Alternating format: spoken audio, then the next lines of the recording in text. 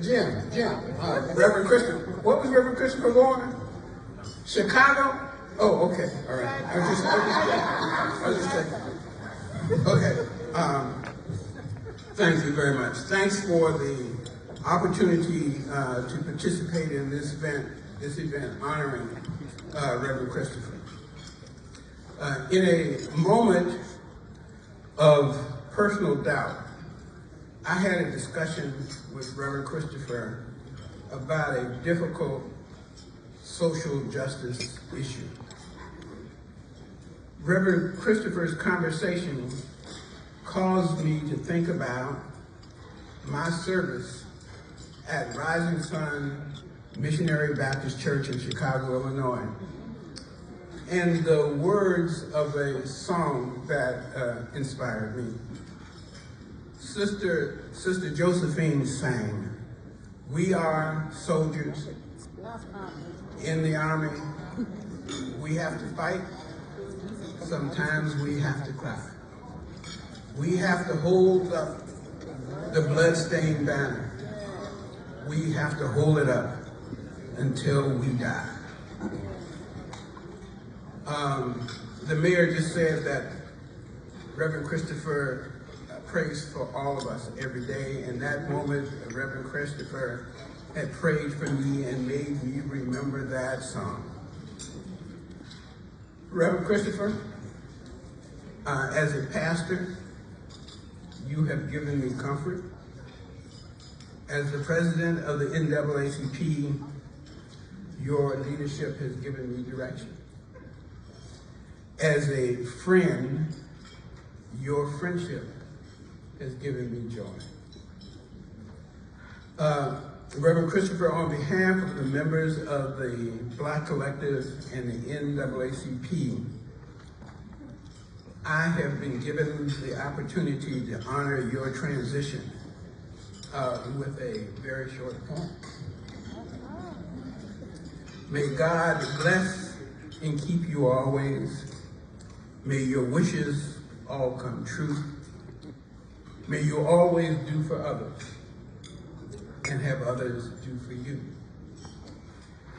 May your heart always be joyful. May your song always be sung. And may you build a ladder to the stars and climb on every rung. May your hands always be busy. May your feet always be swift. May you have a strong foundation as the winds of transition shift. Thank you very much, Reverend Christopher. I am referred to him as his favorite overly sentimental octogenarian. Thank you for your joy, and thank you for your love.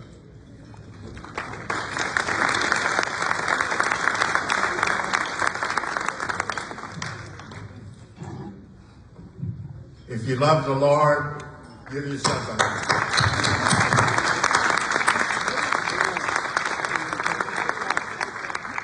If you love the Christophers, give them a hand.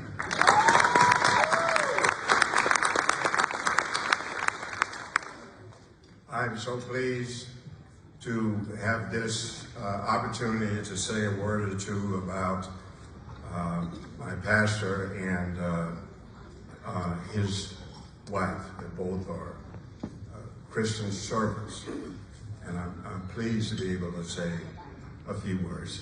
And there will be few because I don't want the bail to go off on me.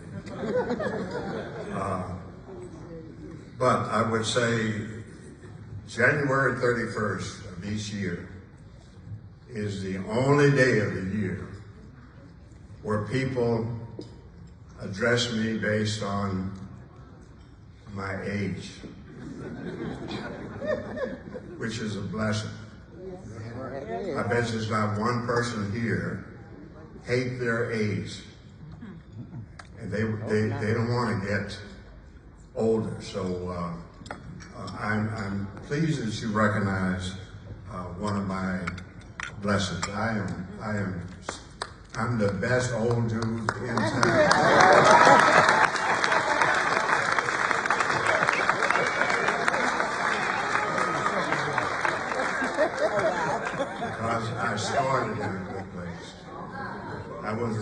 raised by good people. I was raised in the church. And because I have followed my teachings, I am rewarded with another year of age. So give me a hand.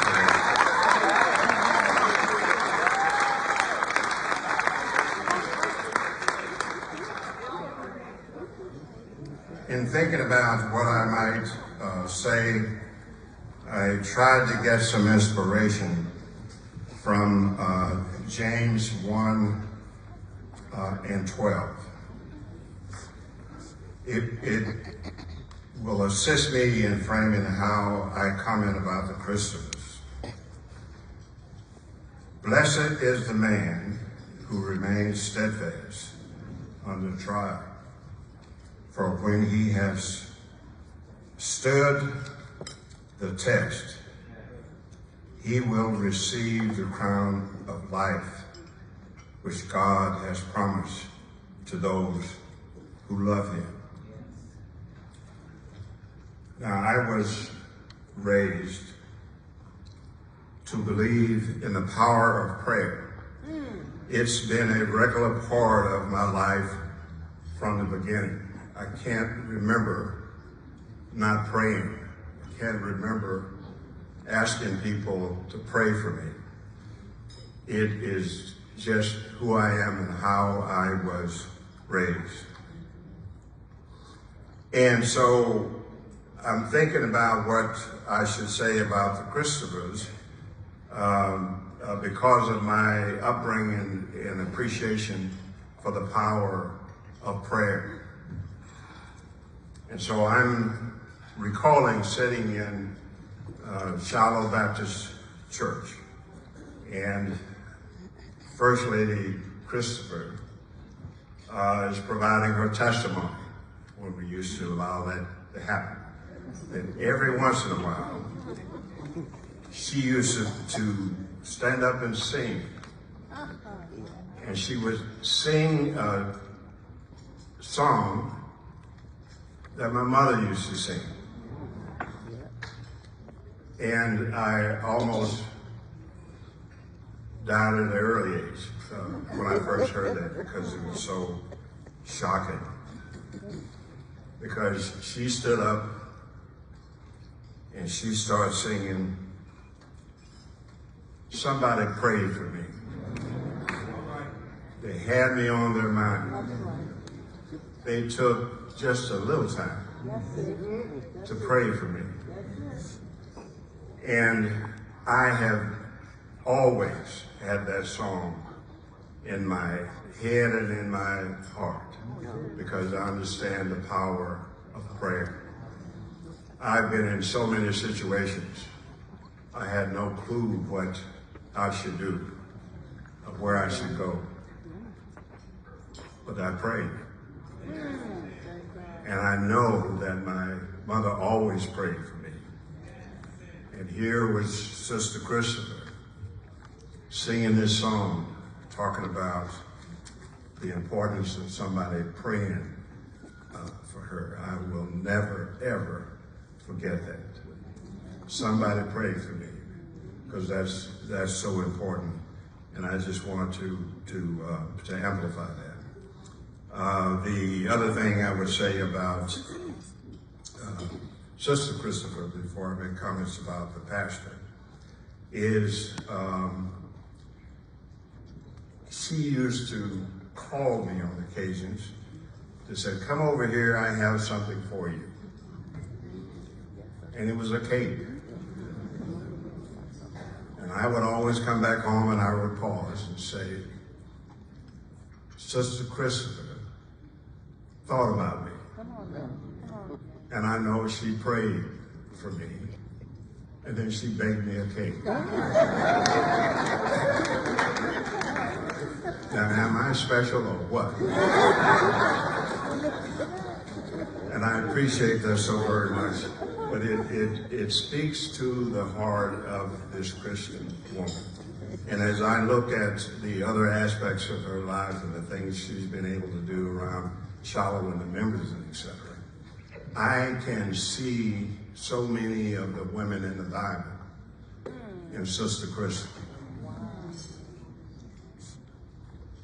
Unspoken many times, but as solid as you can get.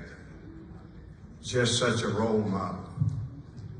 And here I am, way up in the Northwest from Texas. It just seemed like my mother called and asked her to keep an eye on it, because sometimes the Lord can lose it.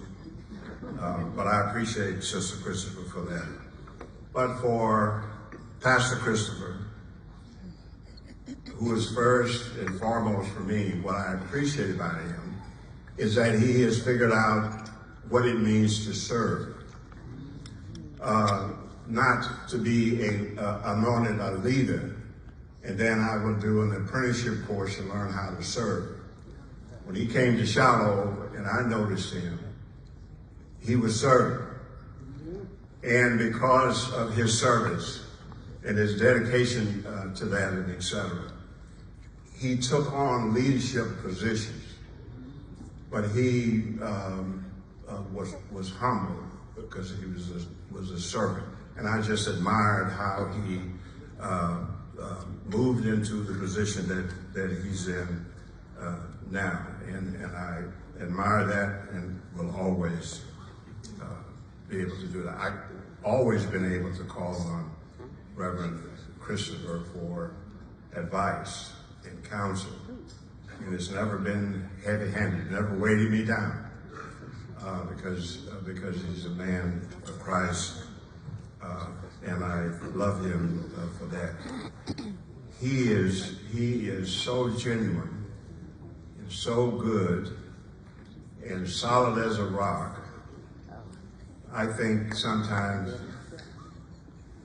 he's not from Louisiana, he's from Texas. He has to be.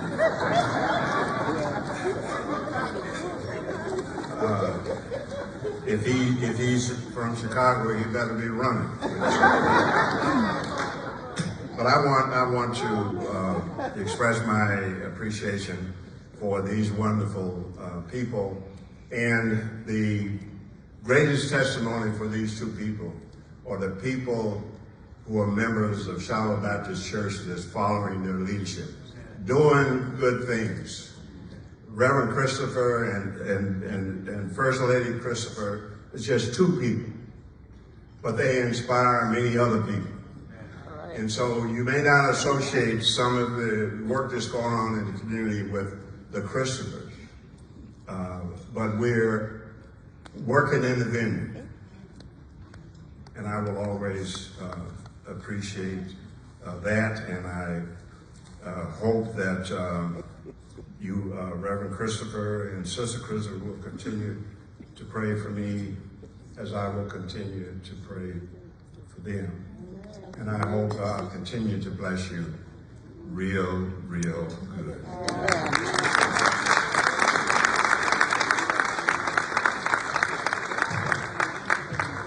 First, giving all honor and glory to God.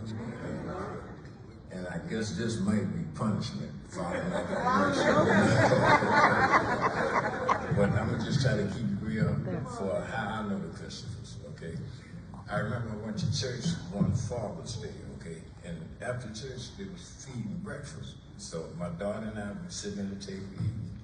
And Pastor Christopher came and sat down, and I asked him, I said, man, who cooked this? This is some Louisiana cooking, okay? And I'm talking about something simple, grits, eggs, bacon, and a biscuit, okay?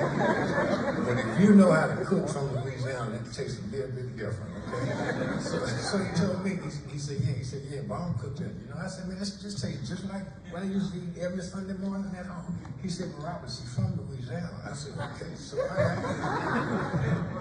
after it might have been 2 weeks later or something, you know, I'm at church, and I see her after church in plastic bags with some tea cakes in it, and she I'm gonna just be real, made me mad. I hadn't seen a tea cake in 60 years. Grew up eating them, loving them, okay? So I asked Pastor, I said, Pastor, how you get on that list, you know, to get some tea cakes, you know? And I can't remember what he said, but next Sunday, guess what? I had a bag of tea. Just the type of lady she is. And as I got to know and appreciate her more, you see, I did cakes too. You see, I went from tea cakes to pound cakes to sweet potato pie. And if you haven't had any of her cooking the desserts, but it's shame on you. That ain't on me, that's on you. It's truly good. And what liked me the most, every time I've seen her give a testimony at church, okay, you can hear the love for the Lord in her voice, okay? You can see it in her body, okay? And I leave there inspired, okay, every time I hear her speak. And ma'am, I just want to say I appreciate you, love you, and thank you for all you've done.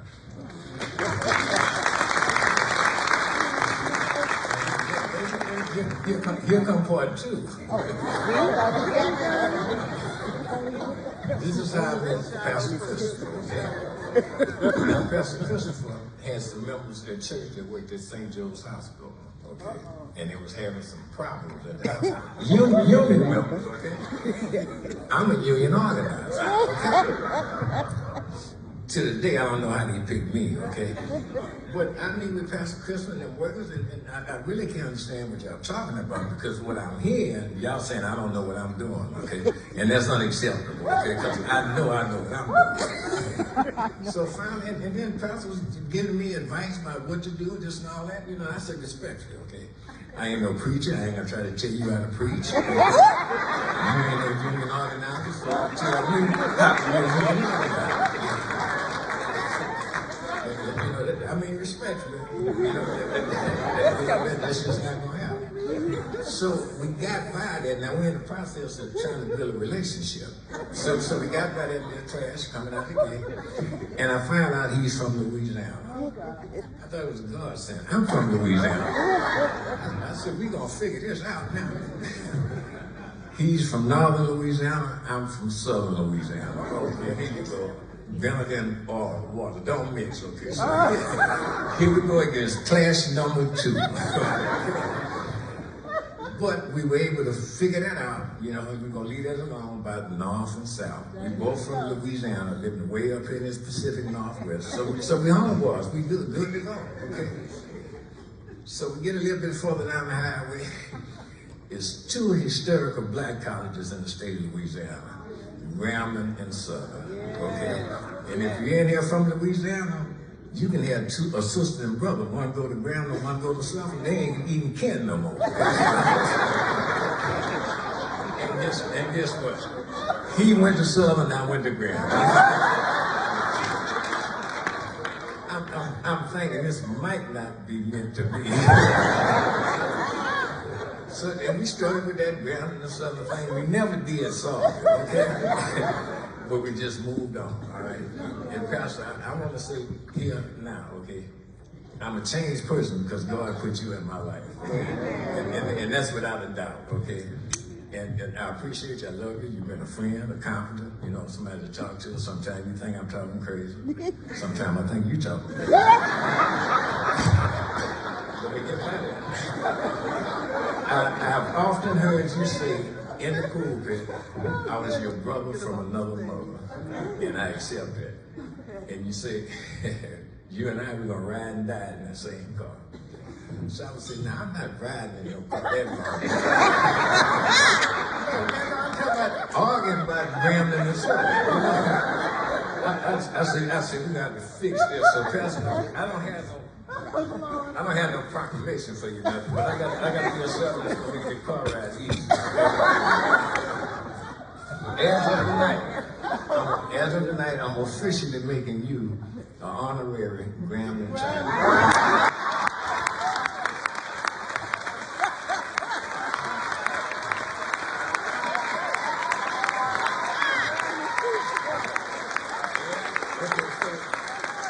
Look at that, that's the number 1 thing. On the back, you got your name. And I got some writing here to say, there are friends who destroy each other, but a real friend sticks closer than a brother. Proverbs 18:24.